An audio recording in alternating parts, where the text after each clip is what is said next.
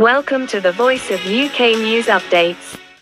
The voice of UK Oxfam की नुमाइंदा Bushehr Khalidi ने अपने बयान में कहा है कि इस्राएली फौज ने 10 दिन से शुमाली गजा में खुराक की फ्राहमी रोक रखी है। शुमाली गजा में इसराइल की नाकाबंदी से खुराक की शदीद किल्लत पैदा हो चुकी। नुमाइंद ऑक्सफैम का कहना है कि शुमाली गजा में लोग भूख से मर रहे हैं और चारा गधे और घोड़े खाने पर मजबूर हैं। बुशरा खालिदी का कहना है कि शुमाली गजा के ज्यादातर फलस्तीनी जनूबी गजा की तरफ डेथ मार्च के बजाय अपने घरों में मरने को तैयार हैं। नहीं जानती शुमाली गजा में लोग कैसे जिंदा रहेंगे, ना तो भूख से मरिए भी पड़े। उनका कहना है कि शुमाली गजा में लोग कत्ल आम से मरेंगे या जनूब की तरफ नकल मकानी की कोशिश में मार दिए जाएंगे। गजा में तबाही की सतह पहले नहीं देखी।